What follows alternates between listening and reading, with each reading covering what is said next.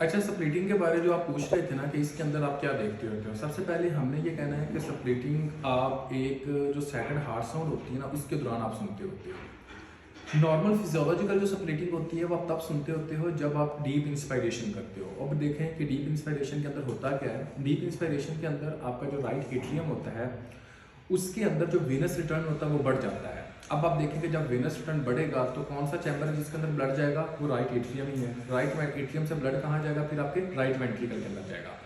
अब इंस्पायरेशन के अंदर आप ये देखते हैं कि राइट वेंट्रिकल के अंदर जो ब्लड होता है वो लेफ्ट वेंट्रिकल की निस्बतन ज्यादा होता है। अब इस तरह समझें कि अगर फॉर एग्जांपल राइट वेंट्रिकल के अंदर ब्लड जो है वो 5 लीटर है, लेफ्ट वेंट्रिकल के अंदर जो ब्लड है वो 4 लीटर है, तो किस वेंट्रिकल को ज्यादा टाइम लगेगा ब्लड को बाहर निकालने में, और किस वेंट्रिकल के जो साइड्स होंगे, जो वाल्व होंगे, वो बंद होने में थोड़ा सा ज्यादा देर लगाएंगे? तो जो एब्सोल्युटली जो होगा वो आपका एक तरह का राइट वेंट्रिकल होगा जिसके अंदर ब्लड ज्यादा है। तो पल्मोनरी वाल्व को होगा वो एक तरह का थोड़ा सा लेट बंद होते हैं, जिसकी वजह से हम एक तरह का फिजियोलॉजिकल सेपरेटिंग सुनते होते हैं जिसको हम कहते हैं ड्रग। इस तरह दूसरे नंबर पे आपने कहना होता है कि अगर फिजियोलॉजिकल सेपरेटिंग नहीं तो पैथोलॉजिकल सेपरेटिंग आप किस किस के अंदर सुन सकते हैं। देखें, अगर फॉर एग्जांपल किसी बंदे के अंदर पल्मोनरी वाल्व की स्टीनोसिस हो गई है तो पल्मोनरी वाल्व की स्टीनोसिस की वजह से ये राइट बंडल ब्रांच ब्लॉक होने की वजह से जो राइट वेंट्रिकल होंगे वो सही तरह कॉन्ट्रैक्ट नहीं होते।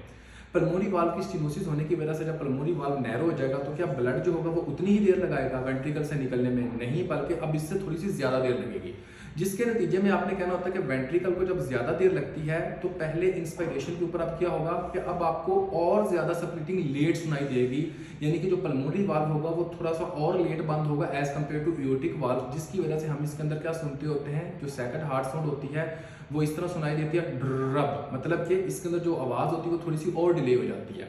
तो इस स्प्लिटिंग को हम कहते होते हैं कि ये वाइड स्प्लिटिंग है। तीसरे नंबर पे आपने ये कहना होता है कि आपकी एक स्प्लिटिंग होती है जिसको हम फिक्स्ड स्प्लिटिंग कहते होते हैं। फिक्स स्प्लिटिंग का मतलब ये होता है कि जब किसी भी बंदे के अंदर कोई सेप्टल डिफेक्ट हो, खास तौर पर एट्रियल सेप्टल डिफेक्ट, तो हम सबको ये पता है कि एट्रियल सेप्टल डिफेक्ट के अंदर जो लेफ्ट साइड का जो प्रेशर होता है वो ज्यादा होता है, जिसके नतीजे में जो ब्लड है वो राइट साइड पे ज्यादा से ज्यादा आता है। राइट एट्रियम के अंदर ब्लड आया, राइट वेंट्रिकल के अंदर ब्लड आया। अब जहां पे जो ब्लड था वो राइट वेंट्रिकल के अंदर डीप इंस्पायरेशन के अंदर पहले ही ज्यादा था, लेकिन अब लेफ्ट साइड वाला भी ब्लड आ रहा है, तो राइट वेंट्रिकल को और ज्यादा टाइम लगेगा आपके वेंट्रिकल से ब्लड को बाहर निकालने में और पल्मोनरी वाल्व के बंद होने में, जिसकी वजह से अब यहाँ पे आप क्या सुनते हो, वाइड स्प्लिटिंग सुनते हो। और दूसरी बात इंस्पायरेशन के अंदर, लेकिन अब जब आप एक्सपायरेट करते हो तो तब भी आपकी क्या होती है, आपकी स्प्लिटिंग देखने को मिलती होती है। क्यों? क्योंकि पल्मोनरी वाल्व जो है वो एक तरह का थोड़ा सा और लेट बंद हो रहा होता है।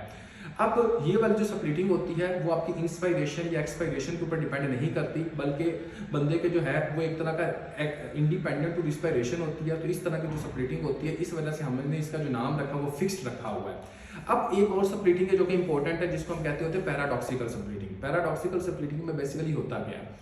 पैराडॉक्सिकल का मतलब होता है ऑपोजिट टू नॉर्मल पर्सन। अब आप खुद सोचें कि एक नॉर्मल पर्सन के अंदर जब आप स्प्लिटिंग सुनते थे वो कब सुनते थे? इंस्पायरेशन के ऊपर।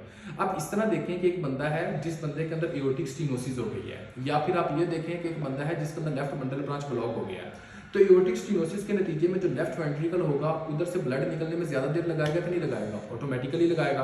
अब एक नॉर्मल बंदे के अंदर जब इंस्पायरेशन करते हैं तो तब राइट वेंट्रिकल से ब्लड निकलने में ज्यादा देर लगाता है। अब एओर्टिक वाल्व के अंदर भी क्या होता है कि अब ज्यादा देर लगाएगा, तो ये दोनों जो बंद होंगे वो कब होंगे? एट द सेम टाइम होंगे, जिसकी वजह से आपने क्या कहना होता है कि इंस्पायरेशन के ऊपर जब नॉर्मल बंदा होता था तो हम स्प्लिटिंग सुनते थे, लेकिन यहाँ पर क्या होगा कि इंस्पायरेशन के अंदर हम स्प्लिटिंग नहीं सुनेंगे, बिल्कुल जो आवाज हमें सुनाई देगी वो नॉर्मल आएगी।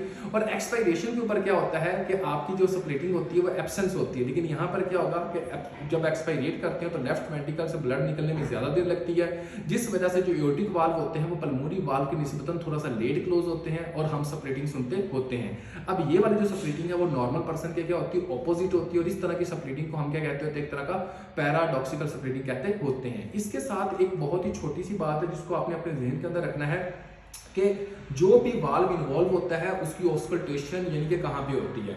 अगर किसी बंदे के अंदर माइट्रल वाल्व इन्वॉल्व होता है तो हमने कहना होता है कि ये fifth intercostal space median to mid clavicular line below the nipple line, वहां पे हम सुनाई दे सकती है।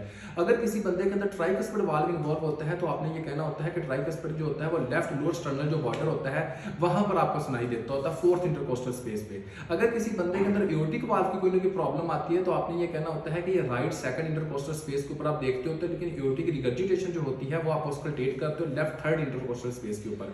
अगर किसी बंदे के अंदर आपका पल्मोनरी वाल्व की इन्वॉल्वमेंट होती है, स्टेनोसिस या एक तरह की रिगर्जिटेशन, तो उसका भी आंसर आपने ये देना होता है कि वो आपका लेफ्ट सेकंड इंटरकोस्टल जो स्पेस होती है वहां पर आपने सुननी होती है, लेफ्ट अपर स्टर्नल बॉर्डर जो होता है वहां पे सुननी होती है।